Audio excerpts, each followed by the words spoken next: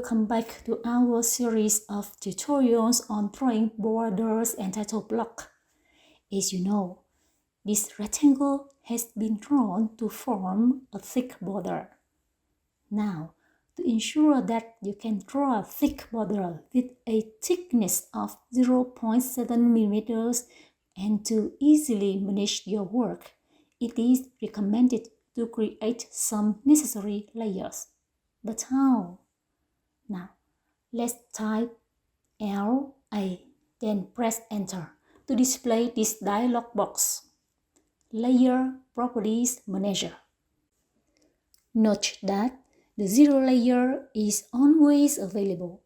You cannot change its name, but you can manage its properties, such as setting its color, light type, and light weight, and so on.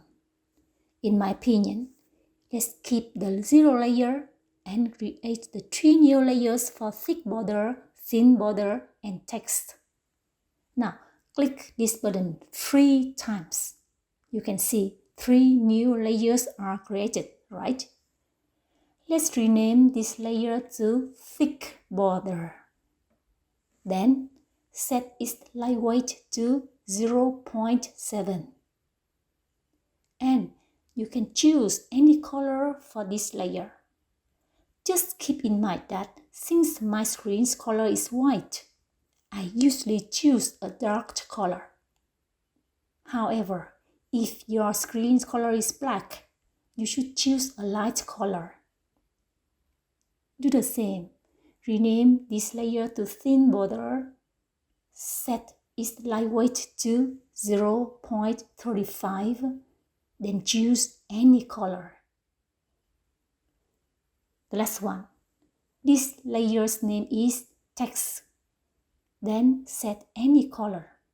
And that's it. Now, click here to close this dialog box. Then now, to change the layer of this rectangle from zero layer to thick border layer. First step, you click it. Then, in Home tab, Layers panel. Click this down arrow to show the drop-down list. Then click here to select the layer for the rectangle. Okay? Then press Escape to turn off all grips, as you know. Enough about thick border. So let's continue to draw thin border. Keep in mind that the thin border is also a rectangle and its size is larger than the thick border. The distance between their edges is 5 mm. Therefore, the offset command should be used here. Now, type O. Then press enter. Type 5. Then press enter. Then click on the thick border rectangle. Then drag the cursor outside these rectangles. Outside. Then click. Now press enter and you're done. Now can you change the layer of this rectangle from thick border to thin border? You've got it, right? Let's continue. To draw the centering mark, the first step is to set the thick border layer as the current layer. But how to set up? You just need to click the down arrow to bring up the drop-down list like this. Then select the thick border layer. And then the line command should be used here. To make sure that you can draw a line through the middle point of this edge precisely, you need to check if the stage of object snap is on. So, on the status bar, click the down arrow next to the object snap button. And then click the object snaps that you want to persist. I usually choose these modes: endpoint, midpoint, center, quadrant, and intersection. And now, I can draw the centering mark. Let's type L. Then press enter. Then move the cursor over this edge until you can see a midpoint maker like this. Click. This is the first point of the line. Then now, drag the cursor to the right until the horizontal polar appears. Hold it, then type 10. Then press enter. You can see a 10 mm horizontal segment is drawn as you wish. It's done. You might think that you just need to do the same for the vertical centering mark here. However, more steps must be taken. Firstly, you must draw a line through the midpoint of the edge of the largest rectangle, not thin border rectangle. Its length is 15 mm, not 10 mm. You can, right? So, type L, then press enter. Then move the cursor over this edge till you can see a midpoint maker like this. Then click. Now, drag the cursor down until the vertical polar appears.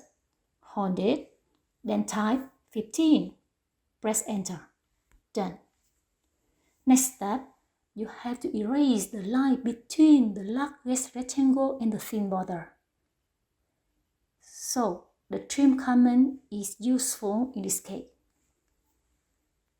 How to use the trim command? Now, let's type TR, then press enter.